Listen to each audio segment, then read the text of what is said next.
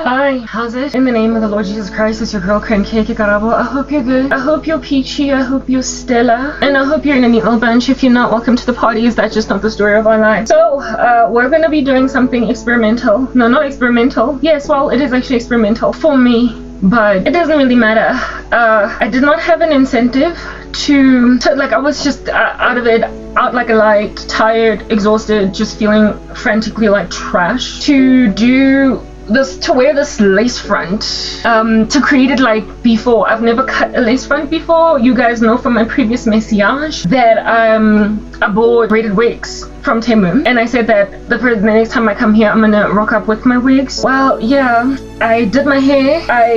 I brought down the old protective style and I reinstalled a new one. This one is like super fresh, though I'm not that great at doing cornrows. Nonetheless, I do cornrows. So these are new cornrows. This is new fresh hair. Takedown was easier because I moisturized and whatnot, even though it was after a couple of months, and then reinstall. So we're gonna wear a wig in front of you, and I figured that let's do it in front of the camera, because if I do it in front of the camera, I'll have an inspiration.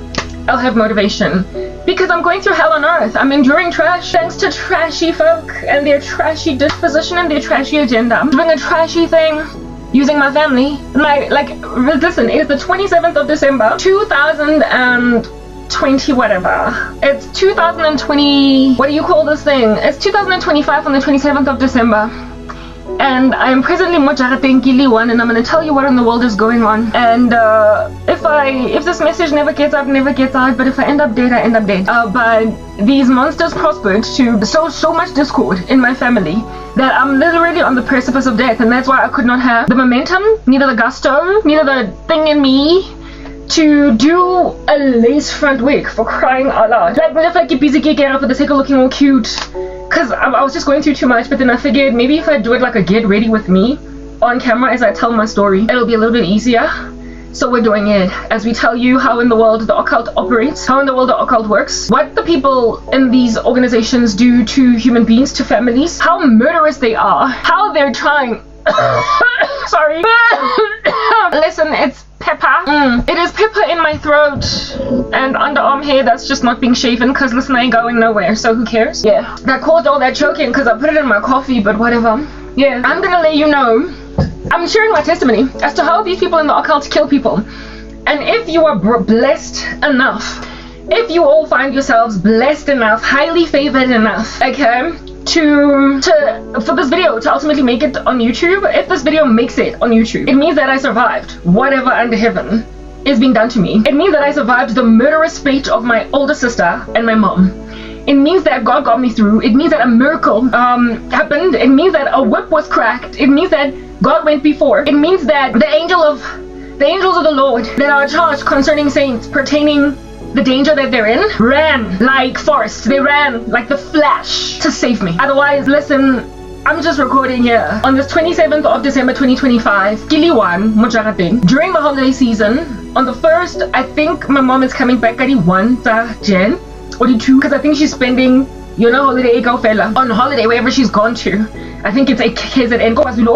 She's in the center of all of your principalities, the head office of your cult. So of course she's like yeah. So I'm gonna spend hours. Y'all know that's the thing. It's presently 21:01. I only was able to start recording at this late hour because, yeah, Thara Pop, I get it. My edit, because I've been doing so very many because I've been speaking for longer than usual, I've got like an extra 2 or 3 videos on top of my common or baseline sort of kind of default number of videos, and so there's more editing, and so therefore my devices were not free.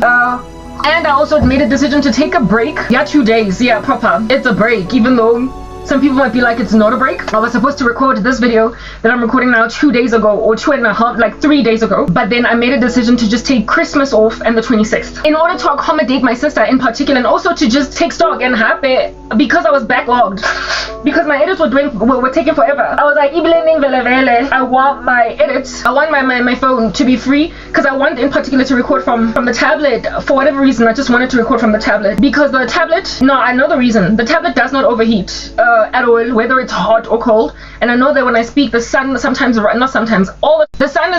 always rises while I'm still chatting. Okay, the sun always rises while I'm still chatting, and when the sun starts to rise, the phone that is free right now, like there's not like my shorts are done editing off the cell phone device, yeah, Samsung. But as soon as the sun comes up.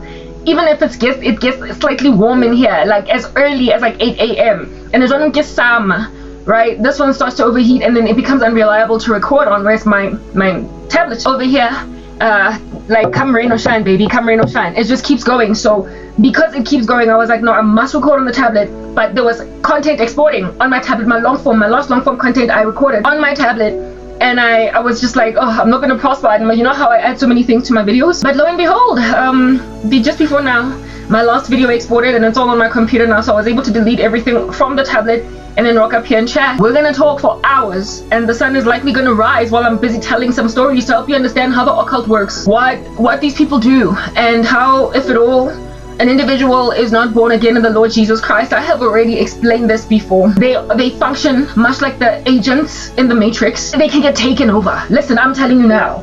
They can just get taken over by spirits. And if at all, as a child of the living God, you don't get incubated. And if at all, as a child of the living God, you also don't get you don't get incubated by God's charge, command of angels. Concerning you? Well, honey, that means that whoopsie, you're Charlie Kirk. Whoopsie, you're Tyndale. Whoopsie, you're Martin Luther. Whoopsie, you're Peter, you're Paul. Whoopsie, you're Bartholomew. Whoopsie, you're Polycarp. Whoopsie, did I mention Charlie Kirk? Whoopsie, you are a martyr.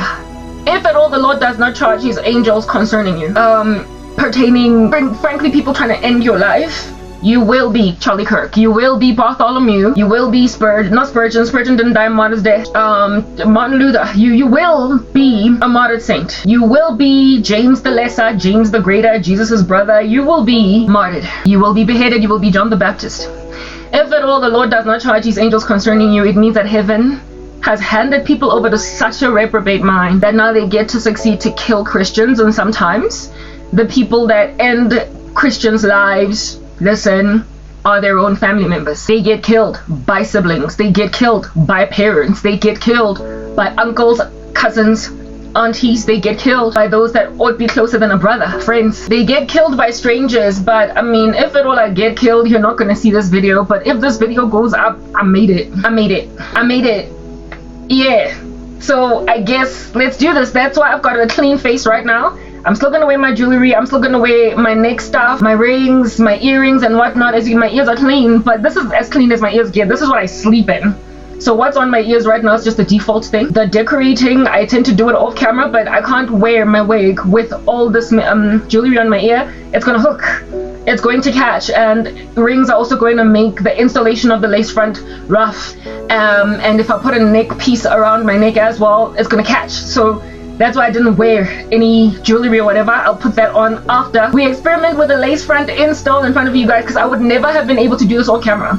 I was gonna still rock up with my old wigs, or even just here with my cornrows, because I don't mind my bare face. Well, right now there's like, of course, fake makeup on, but I don't mind my pongo and everything. My face, like, really, I don't have issues with it. Wigs just make life really easy. My hair is growing so healthily now because of, frankly, the strategy of wigs. I don't have to make sure that my hair looks super califragilisticexpialidocious neat, because cornrows underneath wigs don't gotta look like nothing. They don't gotta look like anything. Okay, so therefore I got like the stuff that's growing on my mane.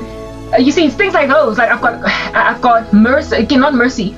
I've got desire. I've got what do you call this? I've got plans. Like, I'm growing my hair. I'm taking care of my skin to make sure I don't break out. I'm doing things to survive, to live, because the Bible said, fill the earth, occupy, be fruitful, multiply, make disciples of all nations. Redeem the times, baby. Redeem the times. So I am doing what I can to basically keep myself as a going concern. I shower every day.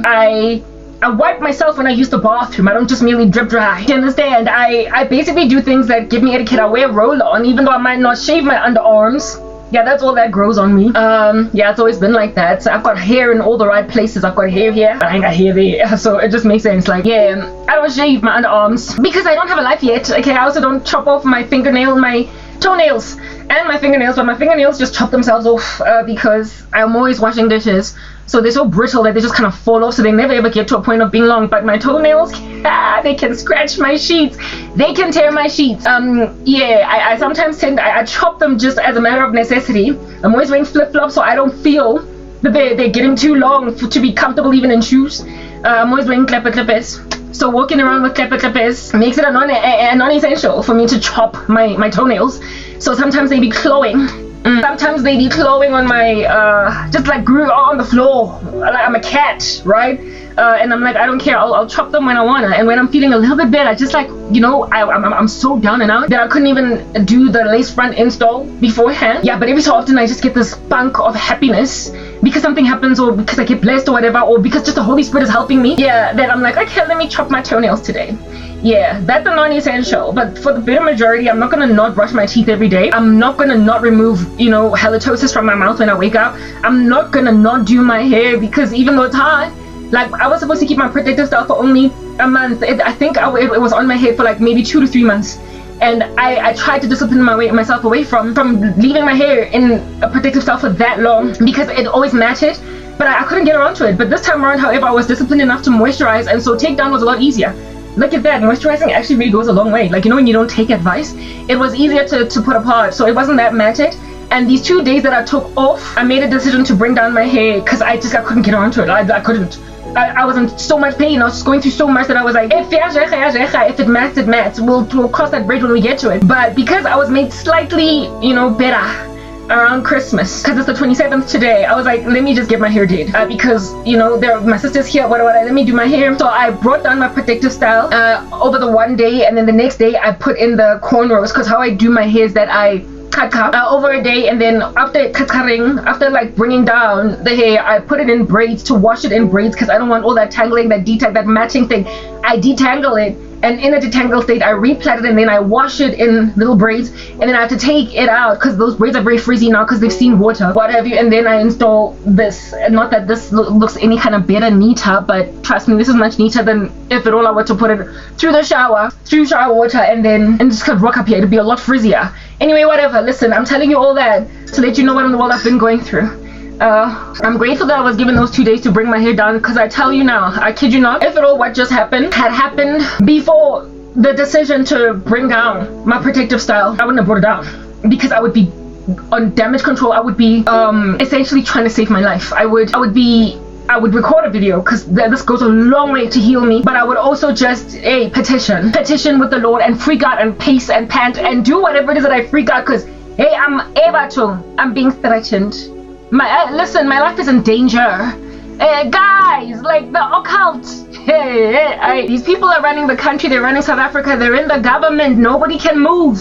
They're like Idi freaking Amin. They're like Robert Mugabe. They're like, give me a tyrant Hitler, dog. Give me somebody that has put the majority of a country's population under duress. I was listening to this excellent commentary by this one lady in the US. I don't know who she is, but she's a very smart young, smart chappie over there. She's not really young. She looks even older than me, but an incredibly gifted woman that's out here making war with Islam. And upon this one chick, this Muslim girl in this like roadshow, whatever it was, like looked like some kind of a conference. They were taking questions from the public, and this one Muslim girl, she looked like she could have been a member of some Senate or what do you call this thing? Like Congress, like some official capacity, like a big person in the US. I don't know who she is, a black lady, right? And when I listened to her video, I was just so was she in the no, she wasn't in the US. Was she in the US? Was she in the US or in the UK? I stand corrected, but I was so impressed by what she said. But this one Muslim chickie rocks up and she asks a question. She's like, seeing as y'all are out here picking a bone with Islam and what Islam is doing, don't you recognize that we are not all like that? There is a peaceful sector, a peaceful faction within Islam. The majority of us are not radical, frankly. We live at peace with our fellow man. And this lady went, she just like, listen, I can't even quote her verbatim, but I think it was in the UK actually, because the lady that was sharing this clip was also a United Kingdom citizen out here lamenting against Islam. I told you, the world is going to be against Islam, and Islam is going to be against the world, because Ishmael, that was his proclamation, the pronouncement of how his life is going to be, according to God's angel there in the wilderness. You're going to bear a son, you name him Ishmael, he will be against everyone will be against him, and he's going to live among his brothers, so he's going to be in close proximity to Israel, and he's going to be just a wild animal that the whole world is going to be against. And I told you that by the time the second coming of the Lord Jesus Christ happens, Islam is not going to be the monster that it is today, because the world would have resisted Ishmael. Islam is not the threat that everybody thinks it is. It's gonna simmer down by force, because all our countries are going to just like, listen, get over them. All our nations. And herein lies evidence already that this is the thing anyway, whatever. Let me just briefly get to this before I introduce my video, because yeah, I'm still doing an intro. To start first like this, yeah. This lady is like, after this young Muslim chick asks this question, this wonderful lady responds by saying, my goodness, she was just so, listen, I cannot even give her any justice in trying to copy her response to you, but I'll try. Her answer was perfect. She spoke about how it is that there's been leaders across history that were incredibly fascist and tyrannical, and I can't even tell you what all the names she mentioned, but she certainly brought forth Robert Mugabe, and she also certainly brought forth Hitler and Idi Amin and other, they're like, you know, horrible fascists of history that ruined a country in spite of not representing the heart of the majority in that land, and spoke about how it is like, let me use the example of what she spoke about Germany. Hey, this woman was so eloquent, like proper. She was like, in Germany, Hitler and his people were a small number that did not represent. She even gave stats, you're like 15, it represented like only 8%, the Nazis, of all of Germany. And yet, the majority of Germans were not on par or on board with Hitler's agenda, and yet their majority was irrelevant. Their majority was irrelevant. She spoke about how the majority of Zimbabweans that were not for the Mugabean the Mugabean oppression was irrelevant. That there were that many people that would much rather live in peace and don't have this ideology was irrelevant. If at all there was a tyrant able to essentially pull strings and have so much power over a region to terrorize people that they can essentially make an entire nation look, you know, hella evil. You know how the other day I was lamenting against Donald Trump's executive order to burn all third world migrants into his country, with that same rhetoric that in Iran, for instance, there's so many persecuted Christians over there, Afghanistan, so many persecuted Christians, and the Afghani, even when they're not born again, they're struggling under the Taliban. They're just going through hell on earth. So you can't shut the doors of America to all of them. Just do proper vetting, because you listen, it's the Pareto principle, and I keep saying that. When that lady spoke, I was like, there's actually a terminology for what the lady in the UK was speaking about. Now that I'm speaking, I believe she was in the United Kingdom. There's a word for it. It's called the Pareto principle, where it is that only 20% of inputs into an outcome are the cause of essentially the effects. They call, like, a small number of people cause the comprehended calamity that befalls an ecosystem is caused by a small number of people. It is called the Pareto principle, where 20% of inputs contribute to pretty much 80% of whatever might be the effects of those inputs. So if the effect is oppression, if it's tyranny, if it's like hunger, if it is famine, if it's unemployment, if the effect of a particular event is something calamitous, it tends to be caused by just a small number of really freaking gnarly, disturbing freaks that are just destroying everybody's peace. I therefore absolutely adore her response. I cannot give it to you with her eloquence, neither be able to tell you who she is. If I had caught the word, if I had caught understanding of who she was, I would send you over there. But I don't know who she is, but it's just some lovely, wonderful, excellent protagonist in the United Kingdom, within an official capacity, fighting against just the cancer of Islam in the country. And she was speaking about how it is that the Muslim majority, after that young Muslim lady asked the question, she spoke about how it is that the Muslim majority that is peaceful in the United Kingdom are entirely irrelevant in the spate of all of these attacks we're enduring from the small few radicals. Because look at what only, you know, 1 or 2 or 3 people have managed to achieve in history against entire countries, while the majority on the ground were not quite filling what people belonging to their particular camp would achieve. She was just excellent. So when I listened to her, all I could do was nod. And I remember just thinking while she was speaking that that's exactly what's going on with South Africa and the ANC. That's what's going on with many of these people in big business in my country. Many of these people that are essentially running the land, they're a small number, and frankly all of us could just burn them to the ground. We could just bomb them.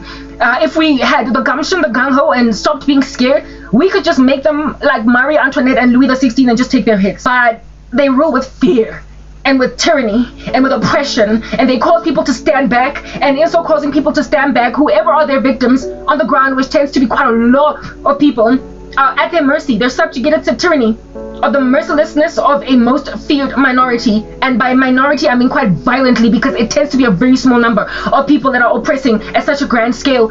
And I remember just thinking, listen, if at all there was no God, we would all be entirely done for, because these people can be dealt with by no one but God, given that human beings are always bringing back, just like the Hebrew spies that went into Canaan initially in the days of Moses, they always bring back a bad report. People look at them because they're like the Anakim, like those giants, the descendants of Anak, right? They're like essentially Nephilim hanging out in Canaan. And so they bring back a bad report, even though they've got these juicy pomegranates and grapes that they bring back, and they say we can't go in there, our children are going to be a prey. And thanks to the bad report, a lot of people stand back. They feel like they're overwhelmed and they're cooed by this tyrannical structure, and they're also feeling like they're done for. Everybody else cowers, and so what is left is essentially pretty much the size of an army like that of Gideon. Only 200 people, 300 people that maintain a faith. You know how Joshua and Caleb were so violently outnumbered, being the only ones with a good report. And they tried to stone them, and then God, of course, killed them. He swallowed them with the ground. Those that were the guys that gave the bad report, and everybody that tried to stone Joshua and Caleb. And then gave Caleb the very land that they were scared to enter into, saying that we're going to be a prey. Yeah. The very portion of the land that stands corrected as to the exact biblical details, the very portion of the land that Caleb in particular inherited with his descendants, was the one that had the Anakim in it, the one that had the descendants of Anak, the ones that had the Nephilim giants. He was like, I want that one. And Caleb went and grabbed that town. Listen, at the age of 85, finally when they were able to inherit the land flowing with milk and honey, it became his. It became essentially his city, his town. It's like me taking Johannesburg, and it's mine, and it's known as Karaboburg, right?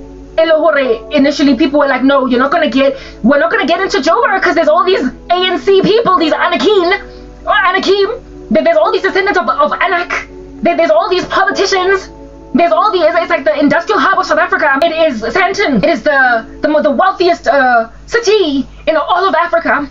And walking up and down its aisles are the Anakim. The Anakim, all these giants, these mammoth beastly men, and these mammoth beastly women out here intimidating everybody. If you dare come in here and try to say, I'm gonna take Johannesburg, and in particular I'm gonna live in Sandton, because that's where it is that all the juice is coming from. As Caleb is, Caleb, the female version, as Caleb is, and then I'm like, listen, we got great pomegranates up in these streets, and we got great grapes, and I think we can take it. And then people back in the day then say, no, our children are going to be a prey. And then Garaba at the age of 85. In my case, how old am I? I'm 41. Then Garaba, after 10 years of complaining, of crying, of moaning, of lamenting that we got this, God got this. You then say, no, God is like, don't worry, Garaba, I'll give you Johannesburg. I'll give it to you. If anything, not only am I going to give you Johannesburg, but you're going to live in one of the skyscrapers, the high-rise towers that are the most expensive retail hubs, real estate hubs in the country. That's going to be your real estate inheritance. That's going to belong to you. You're going to take it. You're not going to buy it. It's just going to be yours. You're going to take it. But everybody else, let the ground swallow them. Bad report. They give a false report, and so because of a false report, Karabo eventually ends up renaming Johannesburg Karaboburg, right? After 85 years, after 40 years, roaming around in the wilderness as an old lady, but I got the promise, and my children get to say, listen, this is the story of my grandmother, these are the stories of my mother, the feats that they conquered, that they went through to conquer this land. My mother did it, yeah, otherwise I would not be living in Karaboburg. Type establishment thing. That is what Caleb did proper. He went and grabbed that particular city, that particular land, and he chose in particular the one that had the giants in it. And in South Africa, that would be Sandton. The one that had the giants in it. Wakata, that one. Caleb was like, these bamboons are scared. I want the one that has got these giants. I got this. And why? Because Caleb realized that the battle was not his, dog. Yeah. He realized that if at all God has given this over to you, it's yours. And so Caleb stayed strong. He worked out. He made sure that he was still a very strong, fit man at the age of 85. And look at him and his men go in there and just take the Anakim. Make like David, chop off the head of Goliath. And give me a whole bunch of Goliaths. He took their heads. He ended them and took that land. I'm a Nephilim, slaying even David's quota in terms of how many giants he could actually be slaying in a day. Joshua killed more Nephilim, according to the word of God, than anyone in the Bible ever could have. Joshua was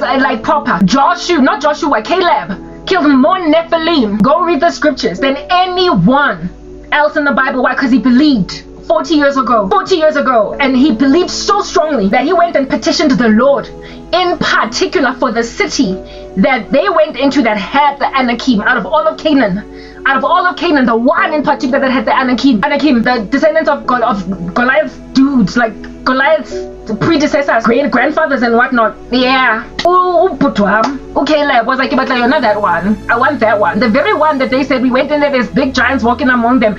Our children are going to be a prey. Joshua was like, I want that one. And God was like, it's yours, baby, it's yours. Itata, my boy.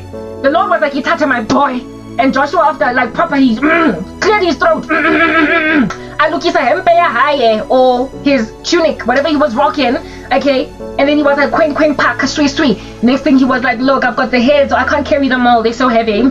They make for good weights upon exercising, seeing as I'm such a strong older guy of Anakin. Look at all the rest of them with their heads on the floor. And yet apparently, allegedly, according to the other 10 spies, we were going to be a prey to these randos, these ones, as he's busy dangling the heads of the Anakim. Bad reports make it near on impossible for all of us in these uneasy streets to grab our inheritance on time. Is what I'm getting at. People are scared, and so because they're scared, people delay entering the land flowing with milk and honey. But those that ultimately inherited, listen, they get to change the name of Johannesburg from Johannesburg to Karabelberg.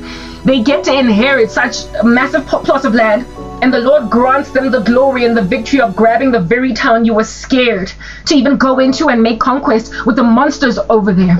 For years I have been saying that these crazy politicians and their black magic and their like incendiary agenda against the nation with all their nasty rituals and their korobela and their monsters like mamlambos. For years I've been saying bona ka di mamlambo tsa bona tse kotsi tse turang tse hectic. Because at the end of the day, mamlambo yona ya thing. Mamlambo, what is a mamlambo? A mamlambo is a serpent. It's a snake. It's an anaconda. It's some kind of a beast of a slithering disposition.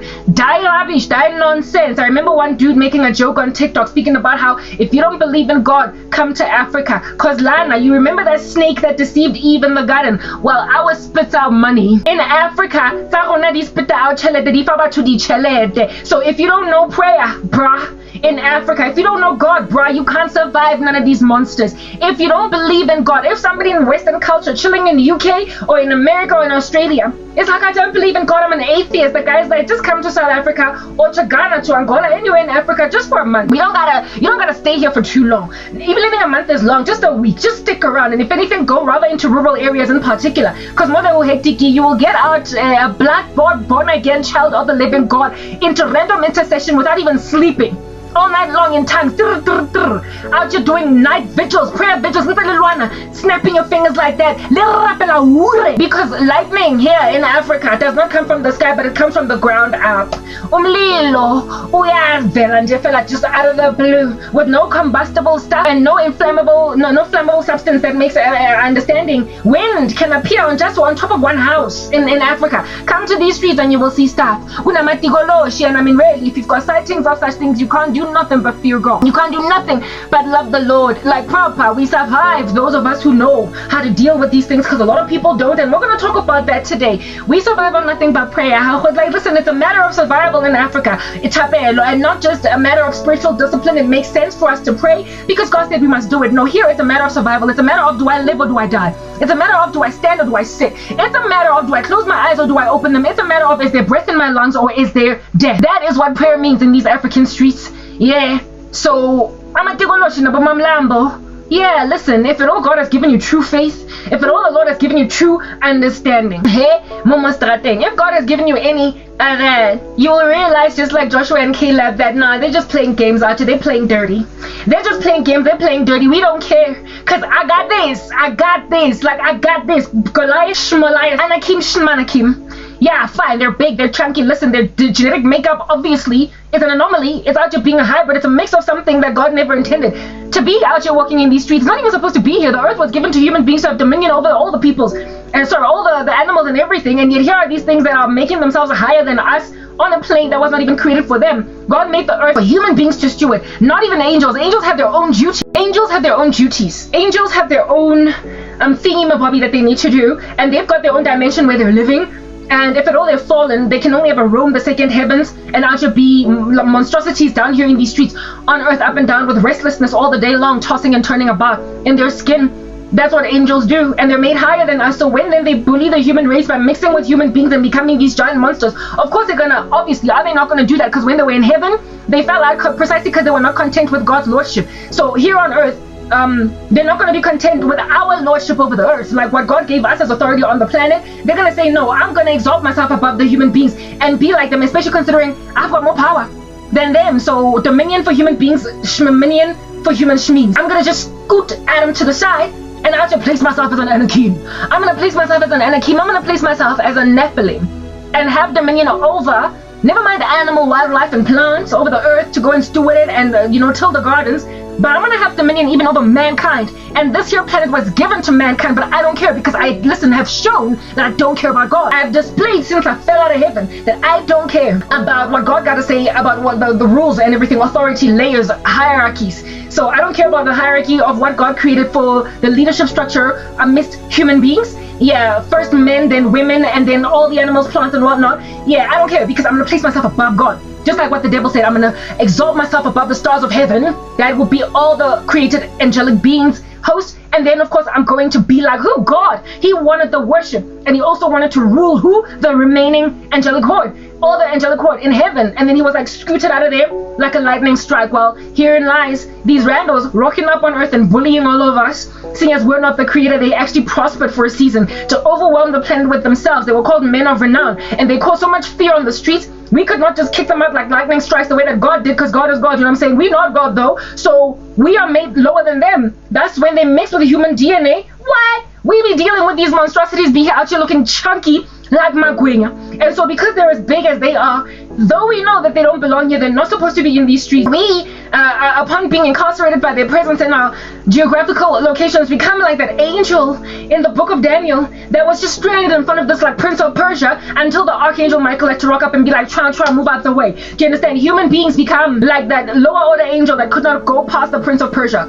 in the book of Daniel, where he was fasting for 21 days. We have to wait for God to charge much haughtier angels concerning us. But what in the world was Daniel involved in while all the spiritual activity was going on? He was in a praying and a fasting state, perpetually without stopping fasting and without stopping praying, until ultimately God sliced and diced and chopped the Prince of Persia, until God sliced and diced and chopped the Prince of Persia out of the way. Do you understand what I'm saying? And then the lower order angel finally rocked up at Daniel, and when then he rocked up at Daniel, or she, I don't know, the angelic being explained to Daniel that the Prince of Persia was standing in the way. That's why it took so long. So human beings are just like that angel. We know where we need to fight, and we're like stranded with anarchy wreaking havoc because of course they're bigger than us, right? They're like the Prince of Persia. They're bullies in the cosmos, except not in the cosmos but on our plane. We're just hanging out here in front of this chunky dude on some, it's my place, it's my space, you're going nowhere. Yeah, but then the Lord sends Michael. The Lord sends Michael, and Michael then is like, try, slice and dice and chop. Then God was finally like, okay, let's go and get Krabbelberg, let's go and get Johannes, let's go get South Africa. But I told you, your daughters and your sons are going to be the ones that are going to succeed to basically rename Johannesburg Leratoburg if she wants to. I'm not inheriting South Africa. It's not mine to inherit. I'm moving to the US, right? Because I cannot in this generation, in this season, successfully live here because the promise has been awarded. Your kids. I'm like Joshua or Caleb, much older when returning to Canaan, when entering the land. But the ones who are just babies, they're the ones that are going to be the main fighting force. They're going to be the ones that are the main military force because they're not that old yet. Yeah, your Gen Alphas, I said that, like the very young Gen Zs, and even then they're skating on thin ice. And also the Gen Alphas, they're the ones that are going to be able to rename Cape Town at their leisure. They're going to be able to rename Johannesburg and Limpopo at their leisure. They're going to rename streets that they feel don't represent what they come from at their leisure. But nah, I'm going to be much like Caleb, just too old to be out there fighting. And I frankly don't care to inherit South Africa, anything in this land. I don't care for it. I'm going to live out the rest of my days in the US. And if my kids want to come back to South Africa because it's going to be habitable for them, my kids are going to be Gen Alpha. It's okay. They can come here if they want to, say this is my roots, my motherland. They can come back and rebuild the country that is their motherland or where their mom comes from. They can if they want to, but listen, I'm going to be too tired. I will come here on holiday when your Gen Alphas are rebuilding. But understand, during the season of time that I am in the US having my babies and doing whatever, this country is going to be something so crazy unrecognizable. There's going to be so many bombs blazing, guns landing at home. Like, listen, news are going to be so scary to watch about what's happening in South Africa that it's going to be a painful sight to look at. But mio escarabo from a different distance. That's what I'm going to be looking at South Africa as. I cannot sit here and wait for the Gen Alphas to wake up, because then not only will my biological clock continue to tick, but I will menopause, I will not have children, I will just be an old spinster that never brought forth fruit. I would just end up an old spinster that never brought fruit forth. Well, in a lot of bitterness type setup thing, and God has not planned that for my life. I am gonna have my children, but my kid will be able to, say, listen, my mom is from here, how can I help? If they want to be little missionaries out to helping the South African rebuilding mission, they can, or they can just stay in the US or go wherever they want to go in the world, being missionaries. Like, my kids are going to be righteous. Like, who's this? Yeah, I wanted to say John the Baptist, but I wanted to say was Samuel, the prophet Samuel. Kids born to a woman that was mocked and teased for a very long amount of time, until ultimately she gave birth to a whole bunch of kids, beautiful children. My kids are going to be like Samuel that way, so they can make a decision what they want to do. But frankly, they're gonna have so many opportunities to be what they want to be in the way that I just wasn't able to. That they can choose to help you or not. But I'm pretty certain that my kids are gonna be excellent. So that's what we're gonna talk about today. Whatever's going on. Right now, I need to use the bathroom. I need to pee. When we come back, we're gonna install my lace front, wear my jewelry, so we can basically have a neatened up, like sort of kind of gorgeous disposition for the rest of the discussion of this video, because we're gonna talk about the godliness that I have and the prophecy that I keep giving about this country. I told you guys that the way that my life is, I'm like the prophet Jeremiah pertaining the way that family treats me, the way that I have barely anybody that helps my cause, the way that all the way to the end of essentially my country's grace period. They all would have mocked me and teased me, thrown me in a cistern, treated me so badly, put me in a public square and mocked and jeered at me, until the king of another country sets me free. The Lord has told me time and time again that another force, another entity, another international entity is going to be responsible for my release, and South Africa will be very ashamed of itself on the day when I get set free by another entity. So of course, my mom just told me to go commit suicide. Of course, my sibling just left me with no food. Of course, these things are happening. And I'm going to tell those stories, but I first need to use the loop. But let me first introduce. Hey, how you doing? It's your girl Cranky. I hope you're good. I hope you're peachy. I hope you're stellar. And I hope you're in a neat little bunch. This light, I had it perfectly on at some point and now it's like eluding me. I hope you're good. I hope you're peachy. I hope you're stellar. And I hope you're in a neat little bunch. Welcome to my ministry. I just want to put out there a couple of caveats. Let me kindly gaze at my captions. They're not always accurate. I don't have an incentive to edit them because I've just told you just a nitbit of my life. Ain't nobody out here when I speak for hours on end until the sun rises, to a point where I have to make sure that I record with a device that doesn't overheat. Ain't nobody got time to be editing captions when you've got this kind of life, and especially when nobody is watching my content. But the day's gonna come when, listen, millions of people are going to watch, never mind my content as at the time that I'm posting it, but in retrospect they're gonna go to my old ministries, they're gonna watch the present ministry, they're gonna watch all of my content because of, never mind the fulfillment of prophecy, but just the desperation as to what in the world are we gonna do now as a country. You're gonna finally listen to me, South Africa, and everybody else watching from other nations will be inspired by me, and they will also, I'll be just a matter of curiosity, same way that John Hyde was a matter of curiosity, albeit having been a missionary in India, just in the same way that William Tyndale was a matter of curiosity, even though he was, I believe, an Englishman that ultimately moved to, I believe, Germany to go and to translate the Bible. A matter of curiosity, same way that John Bunyan was, I believe, an Englishman, etc. Protestant Reformation, saying I'll be chilling in certain countries, wherever it is that they're from. William, is it Bromhow, Richard Wurmbrand, I believe that's his name, I stand corrected. That gentleman is by far my biggest inspiration, because his life and mine are similar, just incarcerated and nobody cares, and during that whole time all you can do is sing hymns even though you're in jail and you're being tortured. He wrote Tortured for Christ and started Voice of the Martyrs. Excellent human being, got ultimately asylum in the United States of America, having come from Romania, and they used to persecute the living death out of Christians, and he got arrested and lost his face. Him and his wife were separated, Sabina. They got together and passed away in the 2010s recently, not long ago, as a ripe old age people, but it looked somewhere along the way that they were dying, because Sabina spent 3 years in a labor camp, out here being famished, starved. She lost a ton of weight. Her husband, worse, even 14 years in a jail cell in solitary confinement. Do you understand what I'm saying? Where they were telling him, recant, and also give your people up. And he never ever let go of God, and until he even succeeded to evangelize with his righteousness. Some of the prison wardens in the prison, until one of them treated them better than what they had endured historically. That's one of my brothers. Yeah, came from Romania, and yet is a mammoth inspiration to all of us today, isn't he? He, like I said, he started Voice of the Martyrs, right? And he wrote the book Tortured for Jesus, getting tortured for Christ. I just love watching stories of saints and all that they went through, and it really inspires me. to survive. It keeps me going like a hamster on a wheel. So such testimonies as these makes you realize that, listen, God got a story for everybody. Therefore, just like Richard, like William Tyndale, etc., all these brethren that God, some of them martyred, others made it, like Richard Wurmbrand. Maybe I'm mispronouncing his surname over there, but go and research the guy, find him yourself. He made it, he survived, he died at ripe old age. He was like John at Patmos, lived to tell the story, lived to write books. But there are others that just get like burned at the stake, Polycarp. There are others that just get martyred. So like I said, by the time that I share this video, if at all I succeed, I'm not quite Charlie Kirk, but I'm Charlie Kirk if you don't get to see this video, in which case God will reward me for this work, even though nobody got to see it, type setup thing.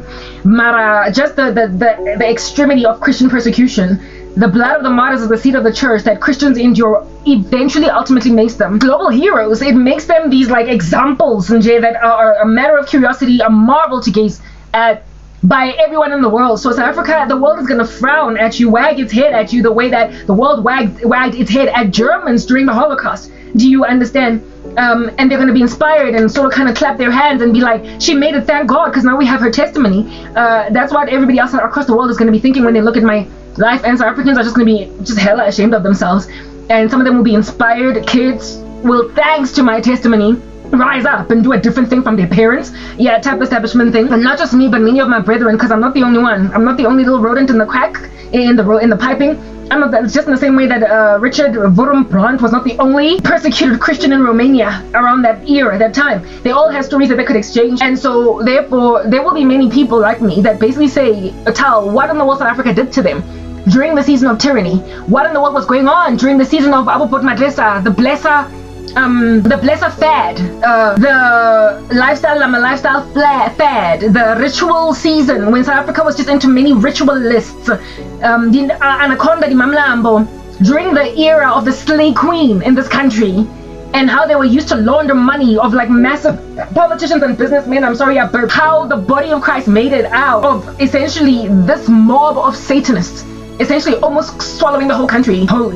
They will be inspired by that witness, and going forward, they're going to function as gatekeepers full of prayer against these ritualists. That's why because the only gatekeepers that exist against them are praying saints, the kingdom of God at all, and nobody else with their money, nobody else with their clout, nobody else with their influence, nobody else with their international sanctions and decrees that they can say as presidents work other than the praying church. The praying body of Christ is responsible for decrees of nations' president. It is responsible for making Xerxes toss and turn in his bed until he reads the Chronicle. It is responsible for causing a king to get nightmares until he calls for sorcerers and magicians and threatens to kill all of them because they are useless, until Daniel is like, wait, just tell me what's the distress? Why are you trying to kill us all? And then Daniel out here not only finds out the dream of Nebuchadnezzar, but also interprets it. Yeah, praying and like standing heavy for God all these years without walking away is what causes the cupbearer to remember that there's a dude in prison that can interpret your dream, you distressed Pharaoh. Call him, let's see what he does. Prayer of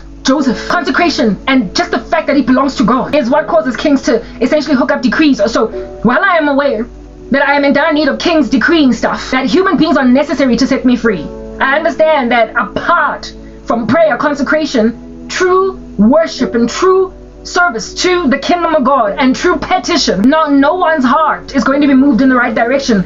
In the heart of a king, the heart of a king is like a stream of water in the hand of the Lord. He charts it in whichever direction it'll go. So I'm aware that I need to be set free by massive structures, and it's not just me but many people. But I'm also aware that absent of tapelo and also absent of consecration and holding on and trusting for a miracle to pull through when people are threatening you so badly that they can even say Hambios bulala Manguya, you need to make sure that you're out like a light from holiday. Yeah, tapelo is what grabs a person like that and makes them experience what would be the tantamount of Balaam's endurance of God angel telling him, you can't curse those whom God has blessed. You can't drive my child to suicide in Kani. You cannot drive. Even your donkey will speak back, dog. Because you cannot curse those whom God has blessed. I will meet you. I will appear to your donkey, your animal, because I can't get to. I can't get to you. As a human being, I can't get to you. So I will cause your donkey in the middle of the road to refuse to move forward. And then you will brittle it and brittle it and brittle it and tell it, move, donkey. And this donkey will be like, why are you hurting me? I can't move. You can't curse those whom God has blessed. There's an angel in the middle of the road that you can't see, Balaam, because you've been blinded, you've been headed over to a reprobate mind. But I can't move forward because what you're trying to do to curse God's people. Listen, I'm under the dominion of God. I am under the dominion of God first before I'm under your dominion. So we understand that you can bridle me and get on my back and I will giddy up as a donkey on a regular day, but not today because you're trying to curse God's people. So if my mom will not giddy up, if she will not get the outdoor, if she will not humor, if she will not stop humoring a human sacrifice ritual in action trying to kill her own child, Hashem, something of a Balaam type donkey must come through for me. Like I said, if I'm not Charlie Kirk, which I doubt, I don't think I am a martyr in the making. I believe I'm more like John and Patmos because God has shown me time and time again that I'm more like John. I'm more like Richard Wurmbrand. I looked like I was gonna die. I was gonna make it die. I was in prison for all these years. I was on life support. But the Americans bought me. You know that's how Richard got out of jail in Romania. He was bought by the Americans. There was a deal with the Romanian government, and he got bought for several tens of thousands of US dollars. They bought several Romanian prisoners in an exchange with the US, and that's how we ended up in America. So, slave. But then instead of making me a slave, set me free type establishment thing. He was bought, but the man, if he wasn't bought, he was gonna die. A martyr's death. He was gonna get killed. Many of my brothers have been killed. There's another one, the guy, the righteous man that in Germany also was inside Hitler's camp and plotted an assassination of Hitler because of not only the oppression of the Holocaust, the Jews, what he was doing to the Jews. The era with Hitler was just his oppression against true Christianity, and everybody could not stand up against it because, again, fear, bad report. And this man first started out as a preacher, and then in his sermon preached against, what's his name? The one that was in Germany. I forgot. You're gonna have to look for it. There is a man in Germany that was a preacher responsible for a foiled assassination attempt against Hitler. And the Hitler regime, Nazi regime, arrested him. And because when he was in prison, they thought that he was too much of a threat because of his rhetoric, they ended up making a decision to kill him. Anyway, this guy was a Christian man that preached against the Holocaust, against oppression of the Jews, Hitler's fake Christianity, whatnot. And ultimately him and his people actually tried to assassinate Hitler. But then he was martyred. So Gunabanya journey, you're gonna have to look him up. My computer is it slow right now. I actually want to look his name up so you can go and look him up yourself. There are these gem channels on YouTube that people must start exploiting to read up on not only church history but Christians with great feats. And I watch it every so often, just getting all the stories of these people. What can I Google here?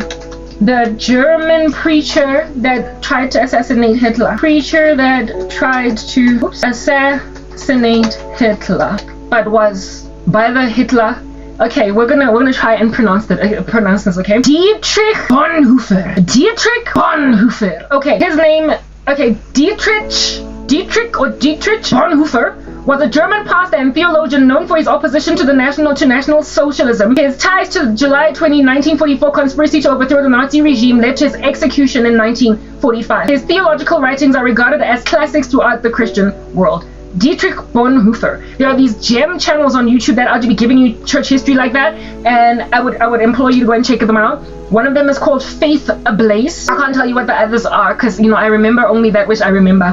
On YouTube, people are just dedicated to just letting us know what happened in history in our kingdom type establishment thing. So go check out Dietrich Bonhoeffer, and I actually want to give the proper name of Richard Wurmbrand. Yeah, I said it right. I feel so happy about that. Richard Wurmbrand, 24 March 1909 to 17 February 2001. I said he died in the 2010s. I was mistaken, it was the early 2000s. He died on the 17th of February 2001, also known as Nicolae Ionescu, was a Romanian evangelical Lutheran priest and professor of Jewish descent. So he was both a Jew and a Christian. Look at that. A professor of Jewish descent in 1948, having become a Christian 10 years before, he publicly said communism and Christianity were incompatible. Okay, he died at the age of 91. Look at that, right? So he made it to a ripe old age, but he was imprisoned for 14 years.